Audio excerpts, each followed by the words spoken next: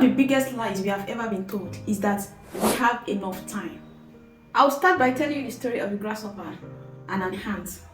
Once upon a time, there lived a grasshopper who lived his life, enjoyed his life. He sleeps anytime he wants, he eats anytime he wants, and he always goes sunbathing, lazing under the sun and living his life to the fullest. One day, as he was lazing under the sun, he came across an ant pushing a piece of bread crumb along to its house.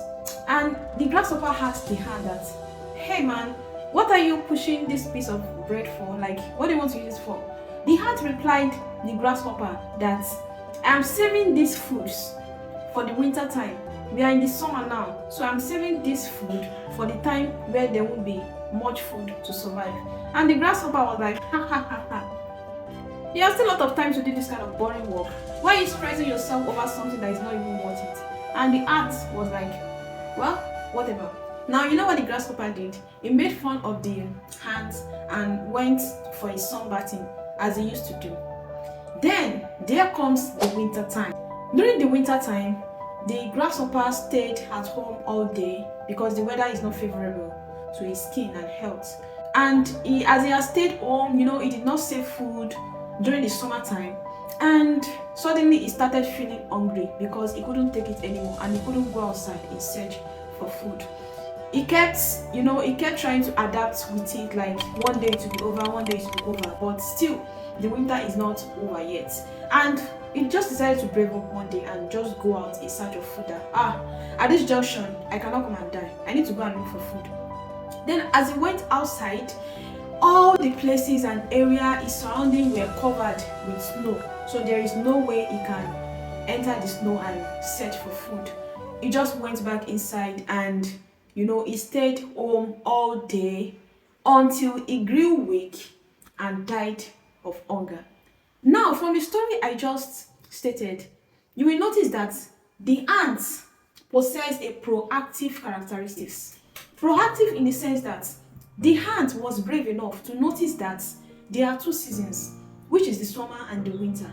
The summertime is when the weather is favorable and you all can go in search of food. So he made judicious use of that time to save ahead for the winter time. And when winter comes, he literally enjoyed his life because he had saved enough before. But the grasshopper, who is not brave, he believes he is smart. He believes the ant was doing boring work. And when the winter time came, he eventually grew weak and died of hunger, whereas the ant, in fact, was living his life to the full. This will now drive us to the point that for you to be highly successful, one of the traits you must possess is being proactive. Like, if you want to get rich quick, if you want to get rich quick, you have to be proactive. You see, highly successful people really do take control of their life. Like, you literally know that any outcome that your life becomes is as a result of the action you took in the past. You need to be solely responsible for your own life. With that, there is nothing that will stop you from getting rich because you know what you do at the right time and you know what not to do at the wrong timing. You also come to the harsh realization that you are in control of your own destiny. You are in control of your own destiny and you do not depend on fate. Just for instance, when you're about to carry out a task, you need to evaluate the expected outcome. You also need to evaluate the steps you need to take for you to achieve those outcomes. And lastly, you need to be able to evaluate the time range in which the project or the task is going to take you for it to be carried out. Just according to Theodore Roosevelt, in one of his quotes, he said, "In any moment of decision, the best thing you can do is the right thing, and the worst thing you can do is doing nothing." The part 2 of the no-nonsense guide is to ask questions. You see, the moment you allow the world to take away your curiosity, you'll be forever caged in the opinion of others, and you will never have the freedom of your own. Just as Robert Kiyosaki once said, he said, "If you can't ask questions, I can't help you." You see, you don't just accept everything life throws at you. You need to make your own rules. You don't just follow everyone around. You don't just follow the crowd. You don't just do things because everybody are doing it. You need to question it. Why are they doing this thing? Why do I need to do this thing? Why must I do the same thing like they did? You should just develop the courage to question the world. You should be able to question the world if you want to get rich quick. And part 3 is putting first things first. Highly successful people prioritize their time a lot, and they project their time and they divide it into something meaningful. The highly successful people project their time, they stay organized, they focus on the most important things, and they avoid procrastination. Putting first things first means doing the most important thing in life, prioritizing the most important things, and acting on them. Well, I know it sounds pretty easy to do and intuitive, but truth be told, a lot of people found themselves being caught up doing the most unnecessary things, doing unimportant things. They end up wasting their time, not achieving anything, and at the end of the day, they blamed life for being unfair to them. To become the master of your own life, you need to first be aware of the larger priorities in your life. It will help you structure your daily activities and deal with them based on priorities. Part 4 of it is talking to strangers. One of the few things I would like to disagree with some people, like the things we have been told in the past, to not talk to strangers or don't do this to strangers. It has benefits, yes. Talking to strangers has a whole lot of benefits. You see, strangers are the ones that will make you rich most. Believe me, strangers will make you rich. Before anybody else would even believe in you, it is most likely that people that don't know you are the first to support you. Even your family and friends, because you are very, very used to them. They may not find your idea reasonable. They may not find your idea sensible.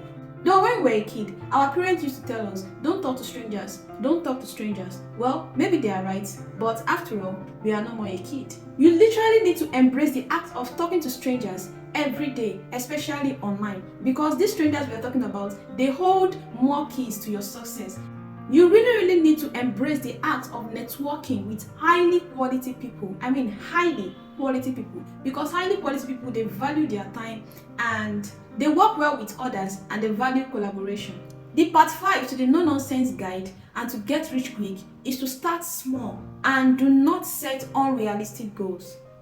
I know we have been told to dream big, to dream large, to dream to the extent of, sometimes things you cannot even achieve. But truth be told, your dreams, your imagination, are they realistic enough? Like, are they realistic within the shortest possible period of time? You don't set, what I mean by unrealistic goals is that someone that wants to become a singer and he has documented that, within 1 month, I want to blow up. I want to be as big as Wizkid. You know how many years Wizkid has been in the music industry before he got a whole lot of attention and before he got those awards. You need to make your goals realistic. Though you can be as famous as Wizkid, but truth be told, it can't be within 1 month. It can't be within that short period of time. So we really need to set realistic goals instead of unrealistic ones. And starting small means that, you see, every successful people on this planet Earth, they started from one place. Go and check out their stories. Starting from Elon Musk, he was a school dropout. He came from the slum. He built himself from the scratch. Look at the story of Jeff Bezos too. Look at the story of rich people across the globe. They all started small. You can't have that back of your mind that you want to start big all of a sudden. In fact, if you start big all of a sudden, you may not have enough experience, because you starting small, as you are going gradually, you got a lot of experience. You are going to fail, and from those failures, you are going to learn your lessons, and from that lessons, you will know that you will be able to make same mistakes again, and you'll be able to progress faster. There is one quote or saying I used to hear from my mentors and other millionaires across the globe. They used to say, to make your first 1 million naira will be very, very difficult, but after making that your first 1 million, if you know how to manage your money and if you know how to multiply your money, if you know how to build assets instead of buying liabilities, to make your 10 million naira won't be as difficult as when you were about to making your first million naira. So if it's your first time of watching my video, I hope you find this interesting, and you can click on the subscription button and give this video a thumb up and put down your comments in the comment section.